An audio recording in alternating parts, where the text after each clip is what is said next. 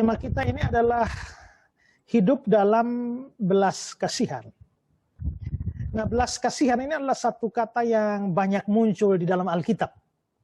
Kata belas kasihan itu muncul di dalam 104 ayat sepanjang kitab suci, dan paling banyak itu justru digunakan oleh Tuhan Yesus sendiri. Berulang kali dikatakan bahwa Yesus itu hatinya tergerak oleh belas kasihan. Nah, sebenarnya apa itu belas kasihan? Ini kata ini dalam bahasa Ibraninya, belas kasihan itu adalah raham, ya. Sedangkan dalam bahasa Yunaninya adalah eleos. Kadang-kadang diartikan juga sebagai kasih sayang di dalam bahasa Indonesia.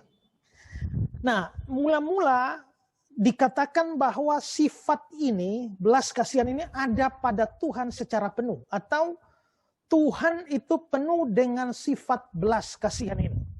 Coba kita lihat 1 Korintus 1 ayat 3. Ya, bisa ditampilkan ayatnya, 1 Korintus 1 ayat yang ketiga.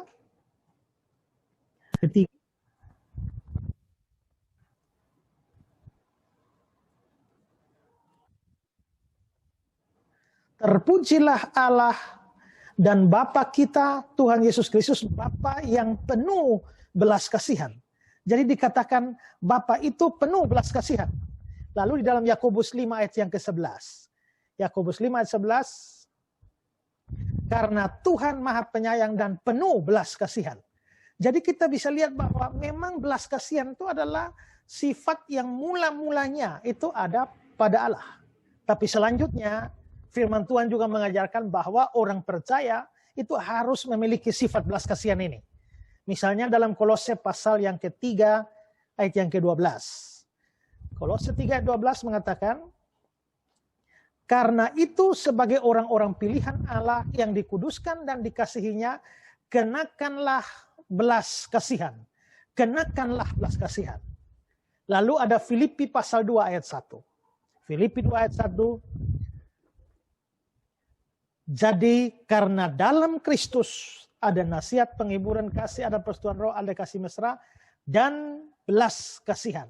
Dalam Kristus ada belas kasihan. Nah, karena itulah maka di dalam hidup kita berjemaat atau hidup dalam persekutuan, belas kasihan ini memainkan peranan penting di dalam kehidupan orang percaya. Ya. Nah, karena itu maka hari ini saya ingin mengajak kita bicara soal belas kasihan. Dan apa yang mau saya bahas ini adalah bahwa belas kasihan dalam hidup kita itu diwujudkan lewat apa saja. Nah, ini ada 3 perwujudan dari belas kasihan itu. Yang pertama adalah belas kasihan harus diwujudkan melalui pengampunan terhadap sesama. Ya, belas kasihan harus diwujudkan melalui pengampunan terhadap sesama. Di dalam Alkitab, belas kasihan itu sering dihubungkan dengan mengampuni orang lain. Saya mengutip kata-kata seorang penafsir namanya Longman. Longman mengatakan begini. Jika seseorang menunjukkan belas kasihan, mereka memilih mengampuni atau berbaik hati kepada seorang yang atasnya mereka punya kuasa untuk menyakiti atau menghukum.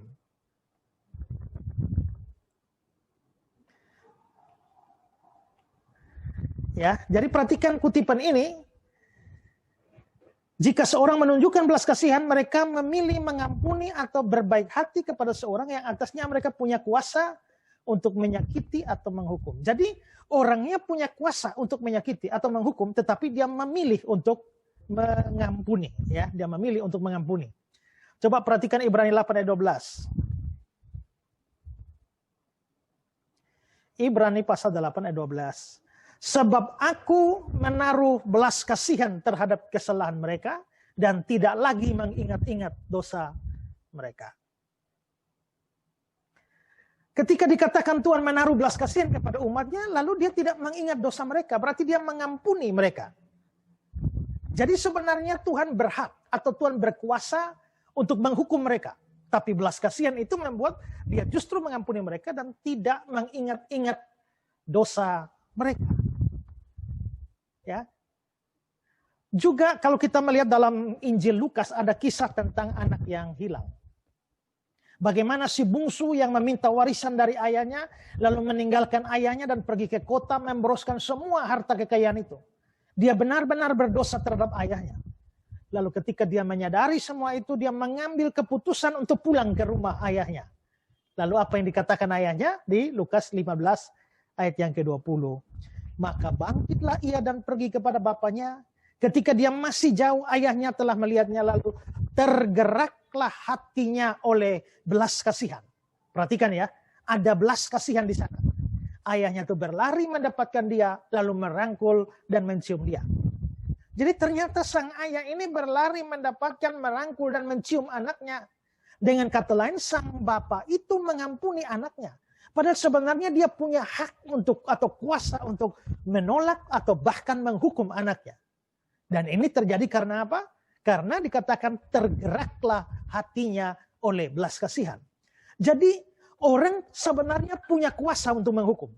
Orang punya kuasa untuk menghakimi. Tetapi dia memilih untuk tidak menggunakan kuasa untuk menghukum atau menghakimi. Dia memilih untuk mengampuni. Itu belas kasihan. Ya, jadi memang belas kasihan itu berkaitan dengan kerelaan atau kemauan untuk mengampuni orang-orang yang bersalah pada kita. Jadi kalau dalam hidup kita, keluarga atau hidup berjamaat, jikalau kita punya belas kasihan, maka kita pasti mau mengampuni saudara-saudara yang bersalah kepada kita. Ingat bahwa setiap kita tidak luput dari kesalahan satu terhadap yang lain. Dan karenanya dibutuhkan kesediaan untuk saling mengampuni satu sama lain. Karena itu maka Paulus memberikan nasihat kepada jemaat di Efesus, Efesus pasal 4 ayat 32. Ya. Efesus 4 ayat 32. Tetapi hendaklah kamu ramah seorang terhadap yang lain, penuh kasih mesra dan saling mengampuni. Saling mengampuni. Demikian juga Tuhan Yesus ajar di dalam Matius pasal 6 ayat 14 sampai 15. Dia bilang, karena jikalau kamu mengampuni kesalahan orang, Bapamu yang di surga mengampuni kamu juga. Tapi jikalau kamu tidak mengampuni orang, Bapamu juga tidak akan mengampuni kesalahanmu. Jadi kalau hati kita penuh belas kasihan, pasti kita rela dan mau mengampuni orang lain. Tapi kalau orang yang tidak mau mengampuni orang lain, maka pasti di dalam hatinya tidak ada yang namanya belas kasihan ini. Nah, saudara-saudara, menarik bahwa Tuhan Yesus bilang, jika kamu mengampuni kesalahan orang, Bapamu mengampuni kamu. Jikalau kamu tidak mengampuni, Bapamu juga tidak mengampuni kamu. Ada satu cerita tentang seorang yang namanya Sam Holmes. Sam Holmes ini dituduh dengan sebuah kejahatan kelas 1, dan akhirnya pengadilan memutuskan untuk memberikan hukuman mati kepada Sam. Tapi Sam mempunyai seorang teman yang baik namanya Lucian Young. Dan Lucian Young ini bersahabat baik dengan wali kota di mana Sam tinggal. Akibatnya adalah bahwa Lucian Young menghadap wali kota dan meminta keringanan bagi Sam supaya dia tidak dihukum mati. Dia hanya dihukum dengan hukuman yang lain. Dan akhirnya, saudara, wali kota pun memberikan gerasinya dan akhirnya Sam diputuskan tidak jadi dihukum mati. Mendapatkan kabar gembira itu, terus si Lucian Young mengunjungi penjara untuk mengabarkan kabar sukacita bahwa Sam tidak jadi dihukum mati. Tapi sebelum menyampaikan kabar sukacita itu, Lucian Young bertanya kepada Sam, Sam, seandainya kamu tidak jadi dihukum mati, kamu hanya di penjara biasa saja, lalu sampai akhir masa pemenjaraanmu, kamu keluar, hal apa yang akan kamu lakukan? Lalu Sam bilang begini, kalau sampai saya tidak jadi dihukum mati dan saya keluar dari tempat ini, hal pertama yang akan saya lakukan adalah saya akan mencari orang yang telah menuduh saya dan saya akan membunuh dia. Saya akan mencari hakim yang telah memutuskan saya di penjara, saya akan bunuh dia. Mendengar itu, Lucian sangat sedih. Dan akhirnya dia tidak jadi menyampaikan berita baik bahwa Sam tidak jadi dihukum mati. Dan dia kembali ke wali kota dan dia menarik kembali permohonannya. Dan dengan demikian Sam akhirnya tetap dihukum mati. Nah, saudara lihat, Sam kehilangan pengampunan. Kenapa? Karena dia tidak mau mengampuni orang lain. Seandainya dia mengampuni, maka dia juga akan diampuni. Orang yang punya belas kasihan pasti akan mau mengampuni orang. Sesakit apapun, semarah apapun, sepedih apapun, apa yang pernah orang lain perlakukan bagi dia. Asal ada belas kasihan di dalam hati, maka dia pasti akan mau mengampuni. Karena itu marilah kita memiliki belas kasihan dan bersedia mengampuni sesama kita. Jangan merusak persekutuan kita, bahkan diri kita sendiri dengan ketidaksediaan untuk mengampuni orang lain. Saya mau kutip kata-kata dari seorang yang bagus sekali. Dia bilang begini. Menyimpan dendam kepada orang lain sama dengan membakar rumah sendiri demi mengusir seekor tikus. Nah, ini jadi sama seperti ada tikus masuk rumah, kita kejar tikusnya. Begitu tikusnya tidak dapat, kita bakar ini rumah sekalian biar tikusnya mati. Nah, kita mau membunuh tikus padahal kita merugikan diri kita sendiri dengan rumah terbakar. Demikianlah orang yang tidak mengampuni pada dasarnya menghancurkan dirinya sendiri ketimbang orang yang tidak dia ampuni itu, ya. Dalam Ibrani 8 ayat 12 yang tadi kita sudah baca dikatakan Tuhan mengampuni dan melupakan dosa-dosa kita. Kita pun dapat belajar dari sana untuk mengampuni dan melupakan kesalahan saudara-saudara kita. Ya, melupakan bukan berarti menghilangkannya dari memori kita, itu mustahil. Tapi maksudnya adalah kita tidak memperhitungkannya lagi. Ya, jadi wujud pertama dari belas kasihan itu adalah kerelaan untuk mengampuni orang lain. Ya. Itu wujud pertama. Sekarang wujud yang kedua. Wujud yang kedua dari belas kasihan ini adalah melalui penerimaan kepada mereka yang berdosa. Ya. Penerimaan mereka terhadap mereka yang berdosa. Maksudnya adalah bahwa mereka yang sangat berdosa, yang telah bertobat sebagai saudara di dalam Kristus. Kalau kita punya belas kasihan, maka orang-orang berdosa yang telah bertobat pasti akan kita terima, kita sambut. Nah, pengertian ini terlihat dari kisah Tuhan Yesus memanggil Matius untuk jadi muridnya. Matius lalu mengundang teman-temannya sesama pemungut cukai untuk makan bersama. Tapi hal itu justru tidak diterima oleh orang-orang Farisi. Perhatikan Matius 9 ayat 11. Matius 9 ayat 11. Pada waktu orang Farisi melihat hal itu, berkatalah mereka kepada murid-murid Yesus, mengapa guru mau makan bersama-sama dengan pemungut cukai dan orang berdosa? Jadi orang-orang Yahudi menolak bahwa Matius seorang pemungut cukai bertobat, mereka tidak mau terima. Dan sebenarnya bukan hanya terjadi pada Matius saja. Terhadap Sakeus dan pemungut cukai yang lain itu mengalami hal itu. Mengapa orang Yahudi terutama orang Farisi membenci pemungut cukai? Ini karena pemungut cukai dianggap sebagai pengkhianat bangsa dan juga mereka suka memeras atau suka menagih pajak berlebihan untuk diri mereka sendiri. Nah, karena itulah maka orang Yahudi sangat benci para pemungut cukai ini. Coba kita lihat Lukas 18 ayat 11. Lukas 18 ayat 11. Orang Farisi itu berdiri dan berdoa dalam hatinya begini, ya Allah, aku mengucap syukur kepadamu karena aku tidak sama seperti orang lain, bukan juga seperti pemungut cukai ini. Bayangkan, di dalam doa pun dia masih menyinggung si pemungut cukai. Karena itu sukar sekali bagi mereka untuk menerima ada pemungut cukai yang bertobat lalu ikut Yesus. Dan karena itu pula mereka kritik Yesus. Karena Yesus bukan hanya menerima, bahkan akrab dengan pemungut cukai.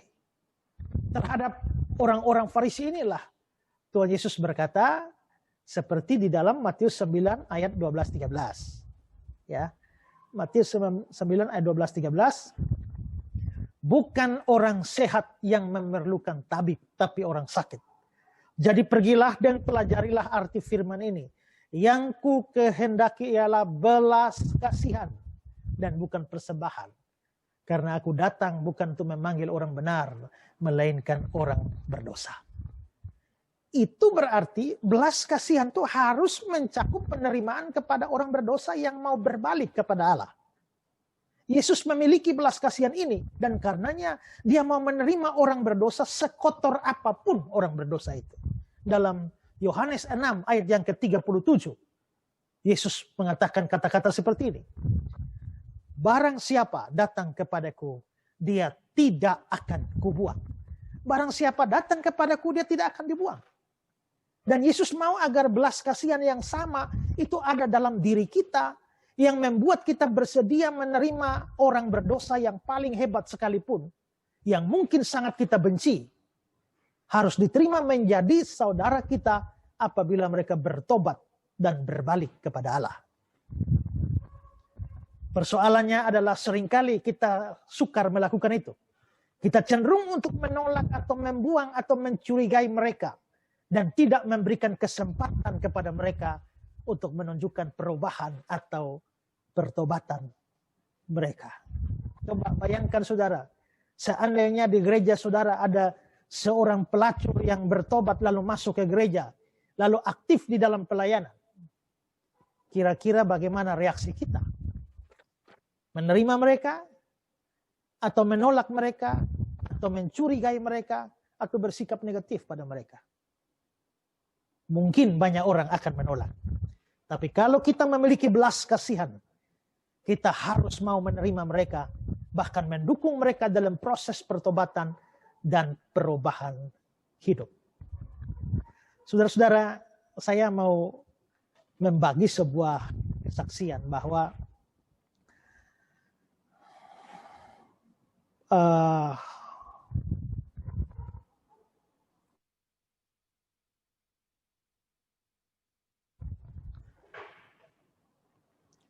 sekian tahun yang lampau saya mempunyai teman masa kecil,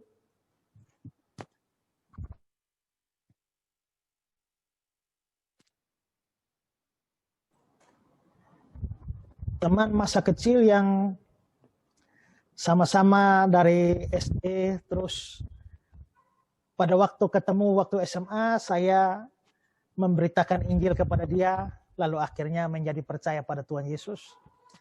Lalu karena dia mengalami kesulitan tempat tinggal, akhirnya saya meminta orang tua untuk dia tinggal bersama-sama dengan kami. Akhirnya dia bertinggal bersama-sama dengan kami. Terus saudara-saudara, satu kali dia bilang pada saya bahwa dia ingin sekolah pendeta. Dia ingin sekolah pendeta, jadi akhirnya dia masuk sekolah pendeta di Kupang, saya pergi ke Malang untuk sekolah teologi. Beberapa tahun kemudian saya ketemu lagi dia. Ya, ketemu lagi dia, ternyata sudah dipecat dari sekolah teologi tempat dia sekolah. Punya usut masalah apa? Rupanya dia ini sedang bikin skripsi dan membuat skripsi untuk penelitian okultisme, kuasa-kuasa gelap. Nah, tapi mungkin saking semangatnya dia lalu pergi wawancara sama dukun, sampai ikut terlibat di dalam praktek perdukunannya, bagaimana menggunakan jimat-jimat, melakukan puasa-puasa tertentu di tengah hutan, dan akhirnya dia juga dilatih bagaimana bisa berkomunikasi sama kuntilanak. Jadi dia diberikan sejumlah peralatan tertentu sampai dia akhirnya memasang di pohon pisang, dan kalau terjadi ada semacam bunyi burung tertentu, maka itu tanda kuntilanak itu datang, dan dia langsung pergi lari dan berkomunikasi dengan kuntilanak itu. Nah,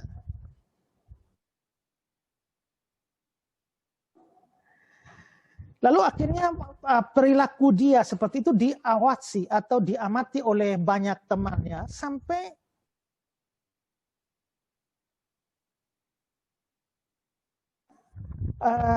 teman-teman itu dan bahkan lapor ke dosen, tahu bahwa dia itu mahasiswa teologi, tapi terlibat okultisme. Dan akhirnya singkat cerita dia dipecat. Dia dipecat, lalu ada beberapa kasus yang lain lagi. Akhirnya dia sudah hanya jualan koran, ya, jual ikan. Sampai akhirnya ketemu dengan saya. Wah, dan karena kasusnya seperti itu, gereja tempat dia, asli dia menolak dia, di kampungnya juga mereka menolak dia, orang tua, saudara-saudara menolak dia dan tidak mau menerima dia lagi. Akhirnya saya ketemu bercakap-cakap dengan dia dan saya lalu akhirnya menuntun dia pada pertobatan. Lalu saya berusaha untuk menyekolahkan dia kembali. Saya cari sekolah teologi yang lain yang bisa terima dia. Lalu akhirnya dia terima, dia sekolah di sana dan sampai akhirnya dia tamat. Nah, beberapa tahun yang lalu saya sempat ketemu dia lagi. Setelah dia tamat, dia sekarang melayani di pedalaman Kalimantan Barat. Dan puji Tuhan, dia akhirnya justru memenangkan banyak jiwa. Ya, bahkan sampai ke pelosok-pelosok. Dan satu kali saya berkunjung ke sana. Nah, ini ada gambar seperti ini. Ya, kalau saudara lihat gambar ini. Coba bisa. Ya, ini saya sampai di tempat itu dan rupanya melihat bahwa di tanah inilah akhirnya dia membangun sebuah gereja Kemah Injil di sana dengan tema menyeberanglah kemari dan tolonglah kami. Waktu saya lihat seperti ini wah puji Tuhan. Untung ya saya mendukung dia sampai akhirnya sekarang dia menjadi pendeta yang membangun gereja di Kalimantan Barat dan memenangkan banyak orang bagi Kristus di orang-orang Dayak. Seandainya saya pun turut membuang dia, maka tentu saja dia pelayanannya tidak seperti ini. Ya, jadi itulah belas kasihan. Belas kasihan adalah kemampuan kita untuk mau menerima orang yang jatuh, orang yang berdosa. Yakobus pasal 5 ayat yang ke-19 dan 20 bilang begini. Saudara-saudaraku, jika ada di antara kamu yang menyimpang dari kebenaran dan ada seorang yang membuat dia berbalik, ketahuilah bahwa barang siapa membuat orang berdosa berbalik dari jalannya yang sesat, dia akan menyelamatkan jiwa orang itu dari maut dan menutupi banyak dosa. Nah, disinilah kita melihat wujud belas kasihan yang kedua adalah menerima orang berdosa sama seperti Tuhan menerima mereka. Wujud pertama adalah mengampuni yang bersalah. Wujud kedua adalah terima orang berdosa. Sekarang wujud ketiga dari belas kasihan. Wujud ketiga dari belas kasihan adalah belas kasihan harus diwujudkan melalui pertolongan atau bantuan kepada mereka yang menderita. Kalau kita melihat ayat-ayat Alkitab tentang belas kasihan, maka kita akan jumpai ada banyak ayat yang menunjukkan hubungan antara sifat belas kasihan dengan kepedulian atau pertolongan atau bantuan bagi mereka yang menderita. Coba kita melihat 2 Korintus 1 ayat 3 dan 4. Terpujilah Allah Bapa Tuhan kita Yesus Kristus, Bapa yang penuh belas kasihan. Perhatikan, Bapanya penuh belas kasihan, Allah sumber segala penghiburan, yang menghibur kami dalam segala penderitaan kami. Berarti dalam ayat ini dikatakan Allah itu penuh belas kasihan, dan belas kasihan itu diwujudkan melalui menghibur umatnya dalam segala penderitaan mereka. Ya. Lalu Matius 14 ayat 14. Ketika Yesus mendarat, dia melihat orang banyak yang besar jumlahnya. Maka tergeraklah hatinya oleh belas kasihan. Perhatikan, hatinya tergerak oleh belas kasihan pada mereka dan dia menyembuhkan mereka yang sakit. Berarti hati Yesus tergerak oleh belas kasihan dan dia melepaskan mereka dari penderitaan atau sakit penyakit mereka. Terus Matius 15:32. Lalu Yesus memanggil murid-muridnya dan berkata, hatiku tergerak oleh belas kasihan kepada orang banyak itu. Sudah 3 hari mereka mengikuti aku dan mereka tidak punya makanan. Aku tidak mau menyuruh mereka pulang dengan lapar, nanti pingsan di jalan. Jadi hati Yesus tergerak oleh belas kasihan. Dia tidak mau orang-orang itu mengikutnya pingsan karena lapar. Karenanya dia memberi mereka makan dengan 5 roti dan 2 ikan. Lalu satu ayat lagi, Lukas 7 ayat 13. Lukas 7 ayat 13. Dan ketika Tuhan melihat janda itu, tergeraklah hatinya oleh belas kasihan. Lalu dia berkata kepadanya, jangan menangis. Hati Yesus tergerak oleh belas kasihan Dan dia akhirnya membangkitkan anak janda di Nain itu. Jadi terlihat bahwa apabila di dalam diri seseorang ada belas kasihan, maka orang itu akan terdorong untuk menolong orang menderita, membantu orang kesusahan, berjuang melepaskan orang dari segala kesulitan mereka. Saya berikan kutipan dari salah satu kamus, namanya Thayer Greek Definition. Dia bilang begini, belas kasihan itu adalah kebaikan atau kehendak atau niat baik kepada orang sengsara dan menderita, disertai kemauan untuk membantu mereka. Itu belas kasihan. Contoh nyata tentang belas kasihan ini adalah seperti yang dilakukan oleh orang Samaria yang murah hati seperti dalam kisah Tuhan Yesus. Lukas 10 ayat yang ke-33 sampai 35.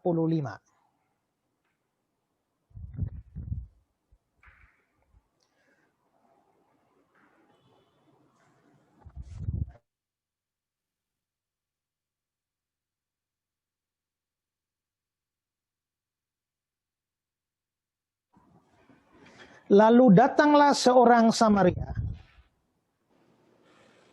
yang sedang dalam perjalanan ke tempat itu. Dan ketika dia melihat orang itu, tergeraklah hatinya oleh belas kasihan. Perhatikan ya, hatinya tergerak oleh belas kasihan. Dan dia pergi kepadanya, lalu membalut luka-lukanya. Sesudah ia menyiraminya dengan minyak dan anggur. Kemudian dia menaikkan orang itu ke atas keledai tunggangannya sendiri, lalu membawanya ke tempat penginapan, merawatnya. Keesokan harinya, dia menyerahkan 2 dinar kepada pemilik penginapan itu, katanya, rawatlah dia. Jikalau kau belanjakan lebih dari itu, aku akan menggantinya waktu aku kembali.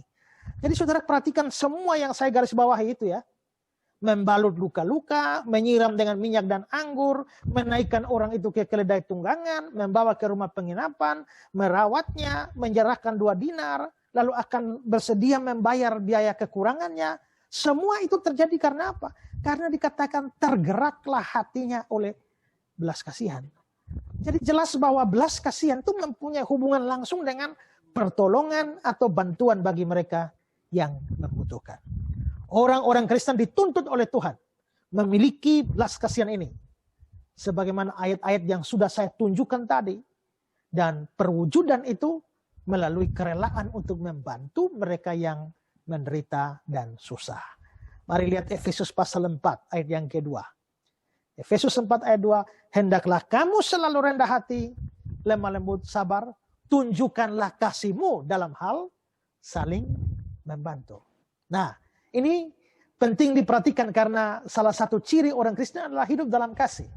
Tapi seringkali kasih itu hanya di mulut saja atau bersifat teoritis saja dan tidak diwujudkan dalam tindakan yang nyata. Perhatikan bahwa ketika dikatakan tergeraklah hatinya oleh belas kasihan, orang Samaria yang murah hati itu lalu melakukan sejumlah hal untuk menolong orang yang menderita itu. Saya beri kutipan dari Matthew Henry. Matthew Henry bilang begini, belas kasihan yang ada pada diri orang Samaria itu bukan belas kasihan yang berpangku tangan. Baginya belum cukup untuk sekadar berkata, semoga cepat sembuh, semoga ada yang menolongmu. Tapi saat hatinya tergerak, dia mengulurkan tangannya kepada orang malang yang miskin ini. Ya, perhatikan Yakobus 2:16. Dan seorang dari antara kamu berkata, selamat jalan, kenakanlah kain panas, makanlah sampai kenyang. Tapi dia tidak memberikan kepadanya apa yang perlu bagi tubuhnya. Apakah gunanya itu? Ya, banyak orang seperti ini. Ketika melihat orang lain menderita, mereka hanya bisa mengucapkan kasihan ya. Tapi tidak melakukan apa-apa untuk menolong orang itu. John Stott dalam bukunya Isu-isu Global, dia membuat satu cerita ya tentang seorang janda ya. Tentang seorang janda yang miskin sekali, menderita, sakit. Lalu janda ini satu hari minta tolong pendeta, saya sakit, saya lapar. Lalu pendeta bilang, baik, nanti kami akan rapat di gereja. Kami akan diskusikan. Tapi tidak ada pertolongan. Lalu janda ini mengeluh lagi, saya sedang kesusahan. Lalu pendeta bilang, baik kami akan berdoa buat ibu. Baik kami akan bawa ibu dalam persekutuan doa. Baik kami akan bicarakan ini dalam rapat. Tapi lama-kelamaan hanya rapat-rapat, hanya doa-doa, tidak ada action. Akhirnya ibu janda ini bikin surat buat pendeta. Lalu suratnya bunyinya begini. Coba tampilkan.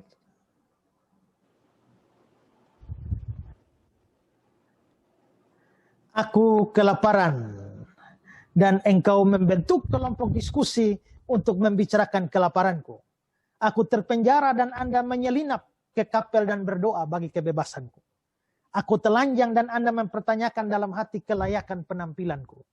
Aku sakit dan Anda berlutut mengucap syukur atas kesehatan Anda. Aku tidak punya tempat berteduh, tapi Anda berkhotbah kepadaku tentang kasih Allah sebagai tempat berteduh spiritual. Aku kesepian dan Anda meninggalkanku untuk berdoa bagiku. Anda kelihatan begitu suci, begitu dekat dengan Allah. Tapi aku tetap amat lapar, amat miskin, dan amat kedinginan. Nah, inilah sebenarnya protes terhadap orang-orang Kristen yang hanya berteori rohani, berdoa, tapi tidak melakukan action apa-apa.